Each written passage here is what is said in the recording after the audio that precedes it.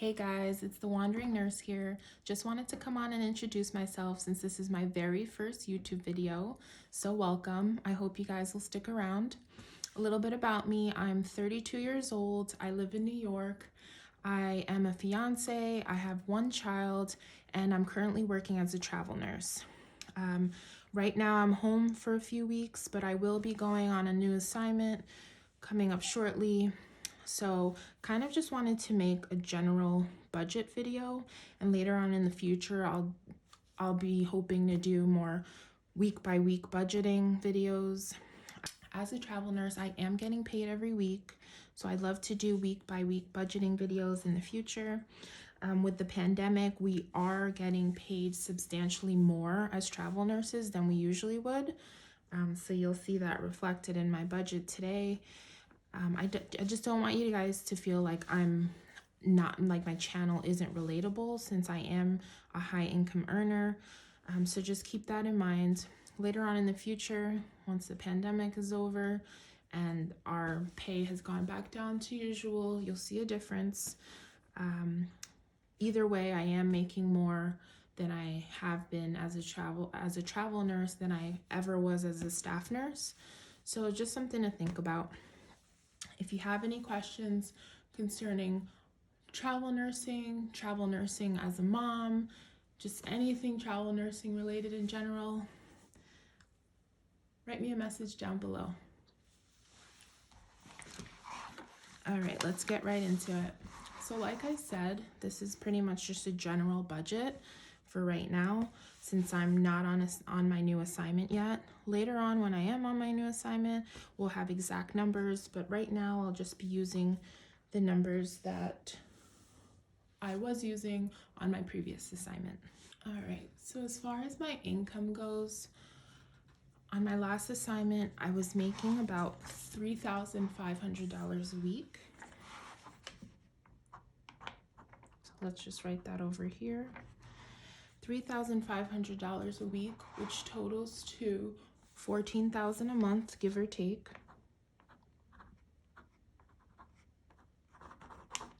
So that's what we were working with.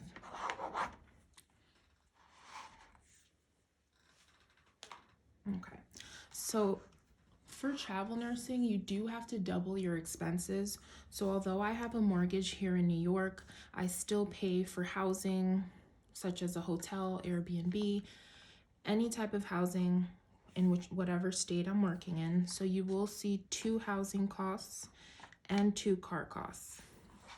So as far as my mortgage in New York, my half, along with my partner's half, my partner and I do split the mortgage, but my half is $1,000.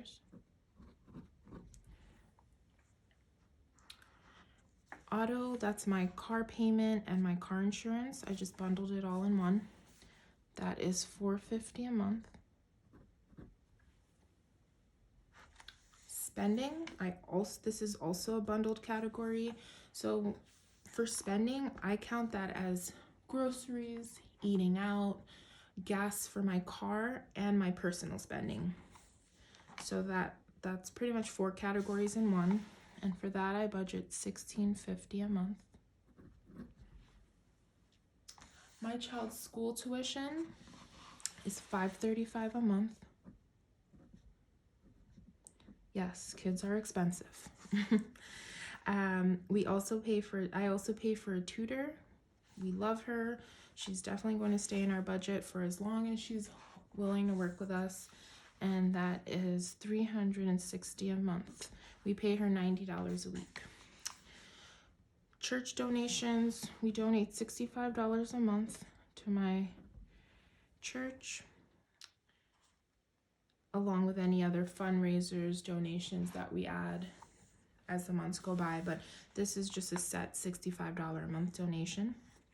CE, that's our gas and electric for my house here in New York, and that can range from anywhere between $200 as high as $450. So I like to just budget $300 just for a ballpark estimate. Verizon, we pay Verizon home and cell. For our home cable and internet, That's about $142 a month. As far as our family cell phone plan, that's about $200 a month for 3 lines. Subscriptions, we have a good amount of subscriptions. Netflix, Hulu, Amazon Prime, HBO Max, you name it. We do watch all of those, so they are being put to good use. For all those subscriptions plus a few others, we pay $154 a month. My water bill I pay quarterly, so that's 4 times a year. And I have a sinking fund saving account online. I put $200 a month into the water bill fund. If the bill is lower than that every quarter, then the money just stays in there and rolls over until the next bill. So $200 a month goes into there, and then we just leave it to roll over for future months. Spa membership. I do have a spa membership. I like to take my mom. We get facials, massages. We try to go once a month or once every 3 months. That is $80 a month. And with that $80, you can get 1 facial or 1 massage per month per person. My gym membership is $23 a month. I might actually be canceling this soon since I'm working on the West Coast many months this year. I haven't been to the gym in a few months, and it's not a lot of money, but it is a waste if I'm not going. So I am in the process of canceling this, but for right now, I am paying $23 a month. Uber and Lyft, this is our family Uber and Lyft category. This includes Uber and Lyfts that my mom takes. I do drive my mom around a lot since she doesn't have a car and she's not a driver. I do drive her around a lot, and since I'm travel nursing, she's just taking Uber and Lyfts once in a while, so I like to cover that cost for her. This also includes Uber or Lyfts that I would take to and from the airport if no one's around to pick me up or drop me off. So I like to set aside $600 a month, since the rides vary depending on the time of day or how far you're going. $600 a month. If we don't use that much, then great, but if we do have $600 set aside. So here's where my housing doubles. Depends what part of the country I'm in. Obviously, California, Seattle, all of the West Coast, East Coast, New York, Boston, places like that would definitely have a higher cost of living than if I were to be working in the Midwest. Lately, I have been working on the East Coast and the West Coast, so I like to set aside about $1,200 a month for housing. If you have any questions on how the travel nurse pay, housing stipends, and meal stipends work, just send me a comment down below. I'd be happy to answer any of your questions. So like I said, $1,200 a month is what I set aside for housing. If you want to get a fancier place, you'd obviously have to set aside more. If you want to get something a little less, you'd definitely be sharing with someone, whether it be a shared house, which you'd have a shared bathroom. Just depends on what you're willing to live with in regards to how much you want to spend. Sometimes I do rent a car.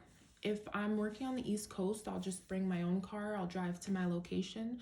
But usually for these West Coast assignments, I have been renting cars only because I really don't want to have to drive my car across country or go through the hassle of finding a transport company to send it over, and that's pretty pricey as well. So sometimes it's just easier for me to rent a car.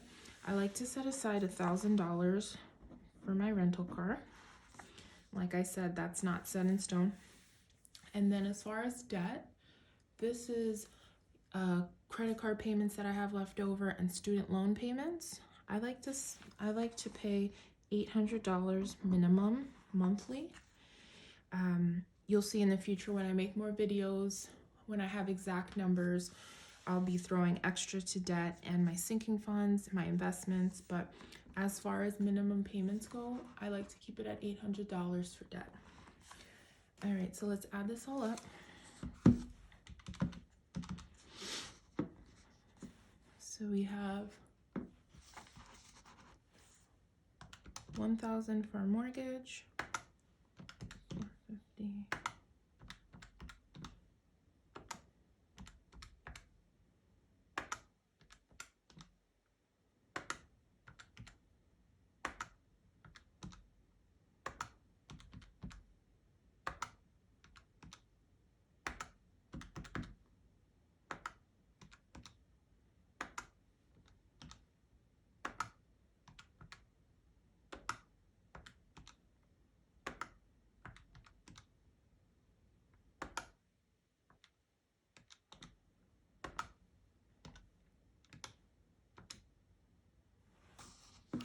So our total here is $8,759 for our monthly bills. Let's write that over here. 8,759.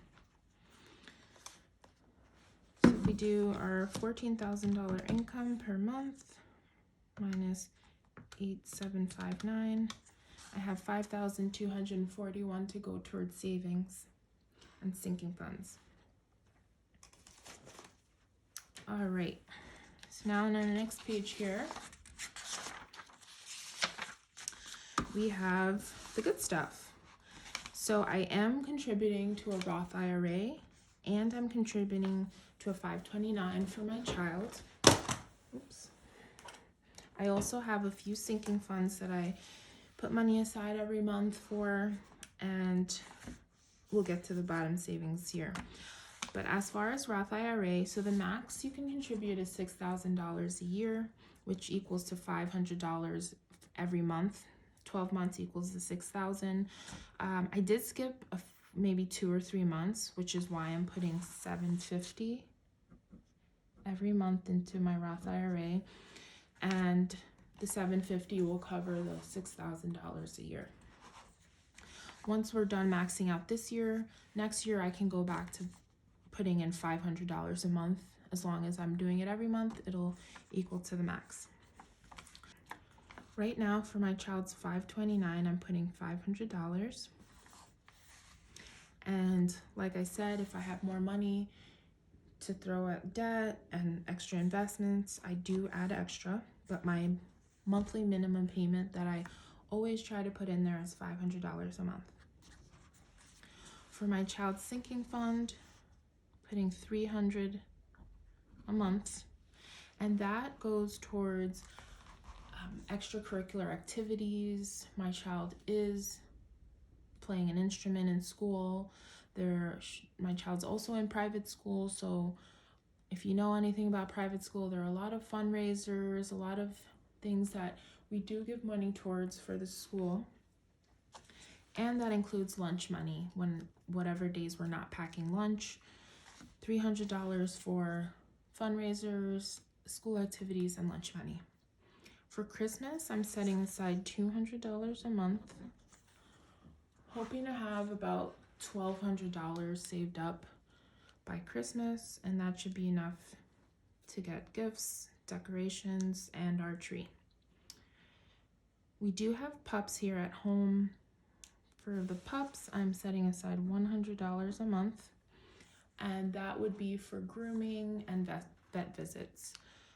Any food or treats that we buy, I just take that out of my grocery budget, but my pup sinking fund goes towards grooming and vet visits. For house maintenance, I'm setting aside $200 a month. I'd like to put more aside for the house, hopefully in the near future, but right now I am putting $200 a month. Luckily, we haven't had any repairs or any damage to the house that requires a lot of money, knock on wood. So right now the $200 a month is just growing and we haven't had to use it. For car maintenance, I'm setting aside $50 a month, and that just goes towards oil changes, if I need a new air filter, if I need to renew my inspection, car registration, things like that. Just as a side note, I am driving a newer car. I'm currently leasing my vehicle, so when you lease a vehicle, it's under warranty. So anything that's wrong with it, you just take it to the dealership and they take care of it. So that's why I'm setting aside only $50 a month. If I did have an older used car, I'd set aside more, only because there'd be no warranty and more chances of something going wrong. Oh, you hear my pups in the background. As far as medical and dental, I'm also setting aside $50 a month. I have health insurance coverage for myself and my child, so the $50 a month would just be going towards any co-payments if we had any. And I haven't had to use much of that lately. As far as baby number 2, I'm not pregnant. We're not planning for a baby right now, but I am setting aside $50 a month. My fiance and I have talked about it. It is something that we're thinking about for the future. So I'm happy to be setting aside a little bit, little by little. I know how expensive kids are, so any little bit helps.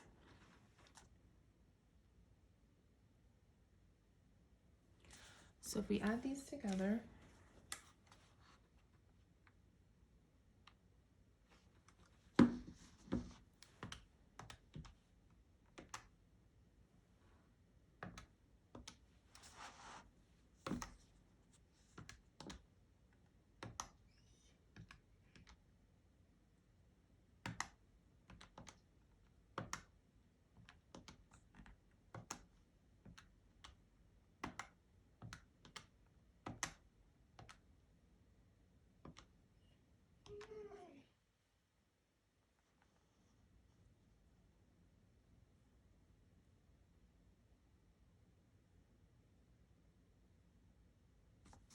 we get $2,200. And this is for my investments and my sinking funds.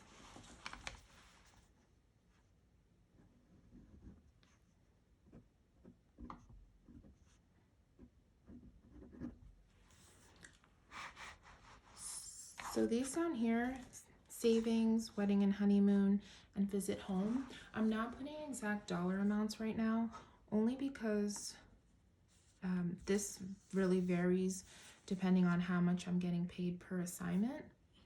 So savings is pretty much just a general savings category. We have talked about one day investing in a rental property. We have talked about taking some time off from work to go, see some countries on our bucket list. So this is just a general savings. I haven't named it yet, but those are just 2 things that we've talked about using that money for. Our wedding and honeymoon, we're setting aside minimum $500 a month, but any extra money that I do have left over can go into that category. And visit home, that's pretty much just money that I use to buy plane tickets to visit New York. I do try to get assignments closer to home, especially because I have a child and a family here.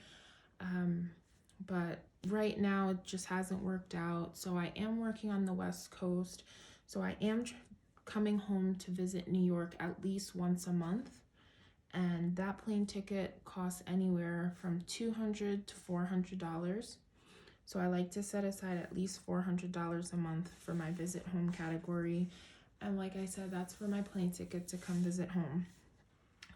Later on, when I do my weekly budgeting videos, you'll be able to see my exact income amounts and the exact amounts of money that I'm putting towards my savings, wedding and honeymoon, and my visit home fund. And then you'll also be able to see how much extra money I'm able to throw towards my debt, to my Roth IRA, my child's 529, and yeah. So if we add both of these numbers up, $14,000 income a month minus $8,759 for my monthly bills leaves us with $5,241. And then if we subtract our $2,200 for my investments and sinking funds, that leaves us with $3,041. So like I said, this extra money would either go towards debt payments, that would go towards my savings, wedding and honeymoon, my visit home fund. I could put it towards my investments. Really just go wherever the priority is for that month. Thank you so much for watching my video. Thank you for sticking around. Like I said, this is my very first video. So if you have any comments, any questions, or just any advice in general for a new YouTuber, please put it down below. I'd love to hear from you guys and hope to see you in the next video. Bye.